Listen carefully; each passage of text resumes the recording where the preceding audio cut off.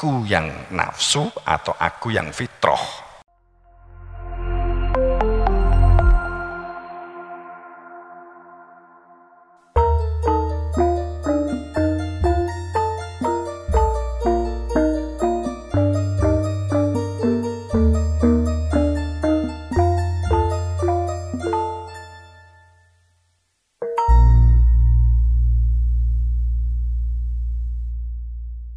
Berarti itu kan kesungguhannya menyimak, menjadi pensyukur, menjadi pensolawat. Selama ini kan hanya formalitas, pengajian ini kan formalitas. Ini pada saat di tim-tim juga sama seperti itu. Saat kita tidak, kalau Anda sadar sebagai memori Anda tidak seperti komputer, maka langkah yang dilakukan adalah bersegera melakukan sesuatu, jangan menunda. Kedua, jika kamu sadar memiliki perilaku malas, walaupun kamu sadar punya memori yang baik, maka ikhtiar membuat catatan harian itu adalah menjadi bagian dari sebuah ketetapan. Energi dari sana. Ya. Jadi kalau kita memahami bahwa lahir itu hanya alat, sekali lagi sering saya sampaikan, jika terjadi benturan di dalamnya itu pasti ada yang salah memahami tentang dawuh guru-guru. Maka li kala ta'sau ala ma fatakum wala tafraqu bima atakum, bahwa kejadian musibah yang diterima seseorang ataupun sebaliknya anugerah yang diterima seseorang, likaila akan tetapi terjadi musibah, terjadi ujian bagi mereka yang mendekat kepada Allah, sadar sebagai hamba, maka akan menjadi sebuah kehendak Allah supaya kita pertama menjadi manusia yang dewasa. Musibah yang kita terima, musibah yang ada di alam, musibah yang menimpa kita, sebenarnya kehendak Allah pertama supaya kita mencari kebenaran hakikat, kepastian, supaya hidup tidak gambling. Pertama. Kemudian kedua, supaya kita itu menjadi manusia dewasa. Itu wujud ingatan, pengingatan dari Allah, supaya kita menjadi manusia yang dewasa dalam berpikir, dalam bertindak. Kemudian ketiga, berarti ada, supaya sadar ada sistem yang tidak bagus, ada sistem yang tidak tepat di dalam kita memahami sesuatu, maka kita evaluasi dan koreksi dengan komunikasi dan musyawarah. Pasti, karena sebuah organisasi atau manajemen kekuatannya ada di dalam sebuah komunikasi. Seseorang kekuatannya ada di dalam komunikasinya, komunikasi eksternal kepada sesama atau komunikasi dalam bercermin tentang diri, menghubungkan antara akal terhubung dengan hati. Apakah terhubung dengan hati sanubari atau terhubung dengan hati nurani? Kemudian akal yang menggerakkan organ dan indera untuk melakukan aksi, belajar, membaca, kreatif, inovasi, berkarya. Yang menggerakkan apakah hati sanubari atau hati nurani? Akalnya yang menyaring, mengklasifikasi iki sanubari apa nurani, karena didasarkan atas sistem hati nurani yang berfungsi atau hati sanubari yang bekerja. pada saat yang kita lakukan itu adalah hati nurani, maka akan menjadikan subur benih kehidupan, benih keimanan, benih keislaman. Kehidupan ini akan memiliki energi yang positif. Tapi jika digerakkan oleh hati sanubari, maka kita akan semakin banyak masalah. Kita akan semakin kebingungan, kita akan semakin panik. Mana posisi yang menggerakkan cara kita berpikir, cara kita nalar, cara kita rasional? Kalau hati sanubari berarti merasionalkan, dinalar-nalarke, tapi sebenarnya untuk kepentingan nafsunya. Aku dalam pengertian ego, atau aku dalam pengertian akunya ego, atau aku dalam pengertian akunya nurani, akunya hakikat. Innani anna Allah la ilaha illallah fa'budni. Tidak ada Tuhan, tempat tujuan, tempat kembali tetap memohon la ilaha illallah kecuali ingsun. Jadi kan ini kalau ditafsiri begini kan, innani anna Allah, tidak Tuhan kecuali aku. Ini saja, kalau akunya itu adalah pengertian fisik, la ilaha illallah, jadi tidak ada Tuhan kecuali aku, kecuali wujudku. Kalau ananya ditafsiri sebagai unsur fisik, ini sudah terjadi, sudah ada kelompok yang memahami seperti itu. Ini ayat kan, berarti yang dikatakan Tuhan itu ya dirinya sendiri masing-masing ini gitu. Fisik. Jadi aku dalam pengertian aku yang egonya aku, atau aku dalam pengertian akunya Sang Maha Aku, akunya diri Tuhan. Aku yang fitroh maksudnya, aku yang nafsu atau aku yang fitroh. Jika innani anna Allah, aku Allah, maka wujud fisik dianggap sebagai Allah gitu loh. Berarti Allah itu ya masing-masing diri itu kan gitu. Dirasionalnya ya kena gitu loh. Jika tidak mengetahui hakikat ananya kemana, maka ada ilmu yang menunjukkan ana inani aku iki aku Allah. Ndito diinisiasi, ditunjukkan yang punya nama Allah yang tersebut aku iki aku Allah ini loh. Itu hanya dari yang berhak wenang dan sah, hanya dari yang berhak wenang dan sah. Jika terlontar dari bukan yang wenang hak dan sah, omongan harian ya musyrik. Ya, sekali lagi bahwa likala ta'asau ma fatakum wala tafrahu bima atakum wala tafrahu bima atakum. Jadi yang pertama supaya mencari hakikat, cari kepastian, tadi kan sudah kita sebut. Kemudian yang kedua supaya kita menjadi dewasa. Yang ketiga supaya kita berada di dalam sistem yang benar. Yang ketiga, kita sudah paham, tapi bisa jadi belum sadar. Artinya bahwa supaya kita sadar,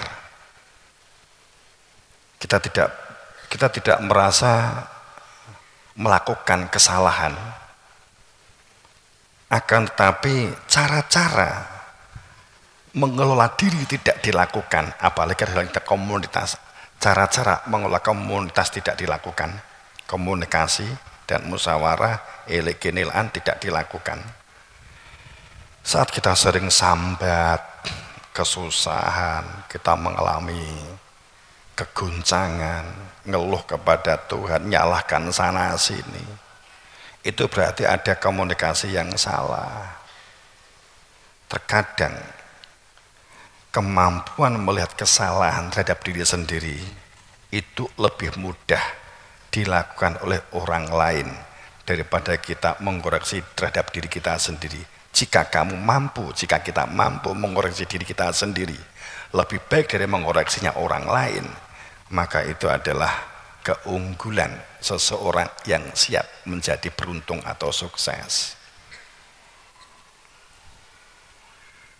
Awalam yatafakkaru fi anfus, mentafakuri terhadap diri. Oke.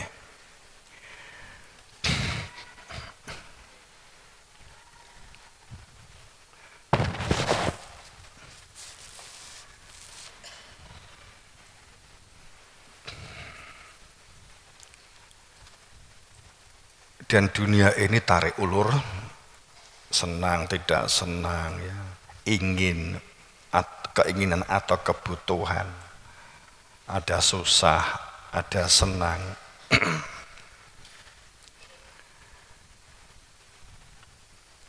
Dan tetap kita harus menjalaninya, tetap kita harus berproses, dan kita harus memilihnya.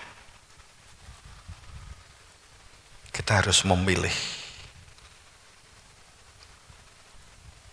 apakah kita diam atau kita bergerak. Tetap kita harus memilih. Diam juga pilihan, bergerak juga diam. Malas itu adalah pilihan, aktif itu juga pilihan. Mana yang kamu pilih? Untuk melakukan pilihan, maka rasional dan nalar itu yang akal itu yang digunakan. Jemaah rahimakumullah, makanya sering diungkap di dalam khutbah atau pengkhotib itu selalu mengungkap innallaha ya'muru bil adli wal ihsan wa ita'i dzil qurba wa yanha 'anil fahsya'i wal munkar wal baghi ya'idukum la'alakum tadzakkarun. Itu kan menjadi ben khotbah Jumat mesti diunek nih.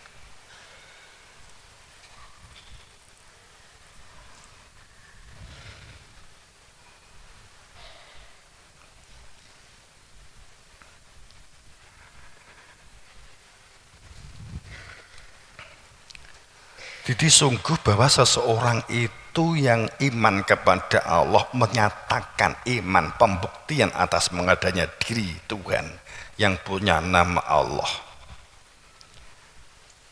diperintahkan mukotob hadap-hadapan, sadar sebagai hamba karena telah mengenal Tuhan sehingga sadar sebagai hamba. Kalau orang nggak mengenal Tuhan, bukan sadar sebagai hamba, faham sebagai hamba. Orang itu faham. Supaya sehat itu olahraga. Orang itu faham, merokok itu penyakit, tapi nggak sadar, sehingga tetap merokok. Jadi nggak ada kesadaran bahwa rokok itu sesungguhnya menghirup penyakit. Nah, itu wong jahil gitu loh.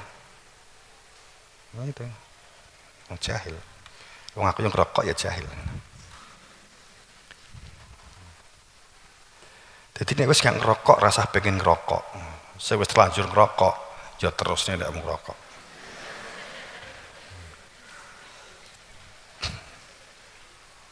Tinggi dasar tiba ya akeh dosa, ngomongi ya cik jahil kan gitu.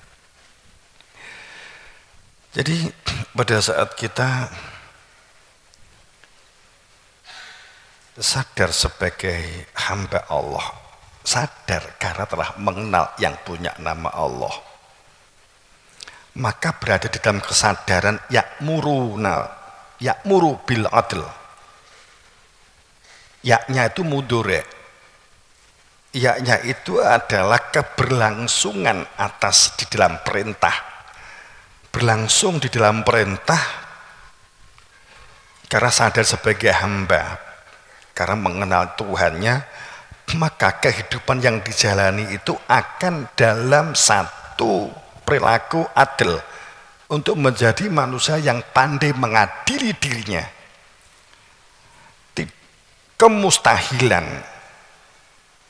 Kemustahilan seseorang dapat berbuat adil dan dapat menenteramkan keadilan yang dilakukan jika tidak mampu dan tidak mampu melihat, menghadiri diri sendiri. Bohong seseorang akan dapat membuat keadilan jika dirinya tidak bisa mengadili dirinya sendiri. Itu kebohongan.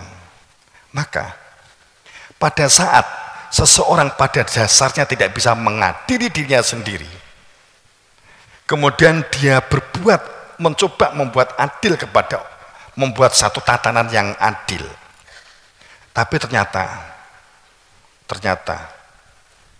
terjadi kegoncangan, kepanikan, membuat aturan, regulasi, banyak yang bingung karena berangkatnya regulasi tatanan keadilan tidak dimulai dari kemampuan mengadili dirinya sendiri, kecerdasan mengadili dirinya sendiri.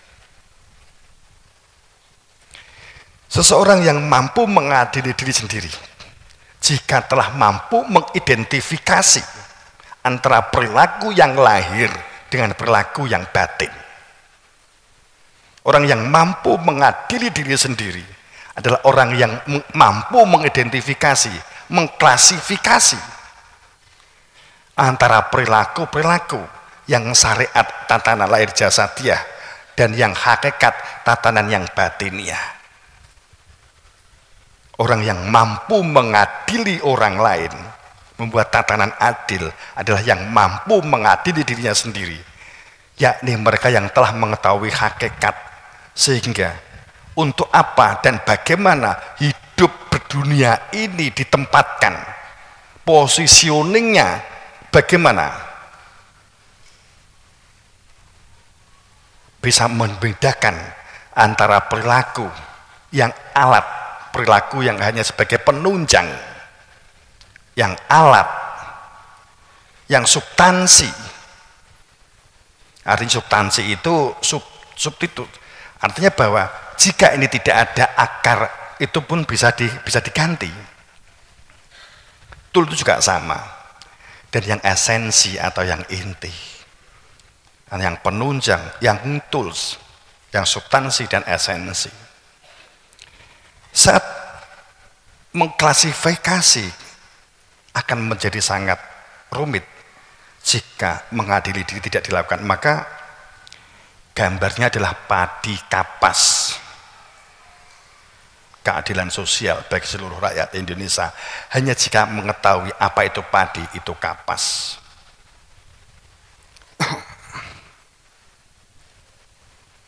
Kita nggak bahas itu, kita lain kali. Kemudian itu dapat kita jalani, itu dapat kita lakukan.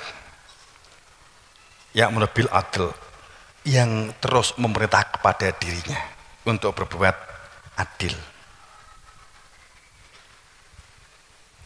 Maka namanya resiliensi. Resiliensi itu ketangguhan mental. Resiliensi itu ketangguhan mental untuk bermakom, bertempat pada istiqomah tomanah. Saya bahasakan manajemen, untuk bertempat pada konsisten, komitmen, dan sungguh-sungguh.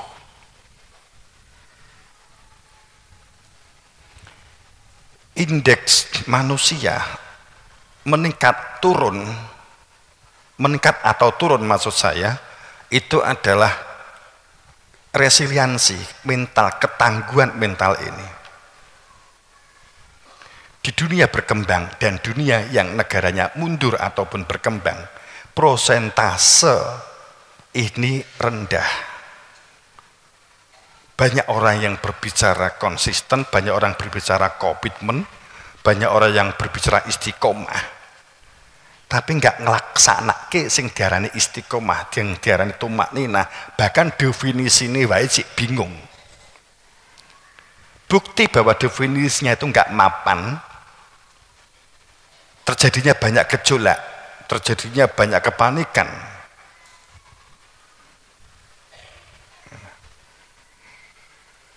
Jadi ya bil adil wal ihsan, dan berbuat baik. Ihsan itu beda dengan khair. Ihsan itu beda dengan toyib. Di sini bahwa innallaha ya'muru bil adl wal ihsan. Ihsan dalam pengertian fisik, melebur, bisa komunikasi, bisa musyawarah, komunikatif, komunikasi yang komunikatif, bukan sekedar berbicara. Kalau komunikasi, ngerasani pun komunikasi, menjelekan juga komunikasi, tukaran padu juga komunikasi, begitu ya. Tapi kalau komunikatif, dapat mendistribusikan narasi kepada orang lain, dan orang lain dapat menerima penjelasan itu.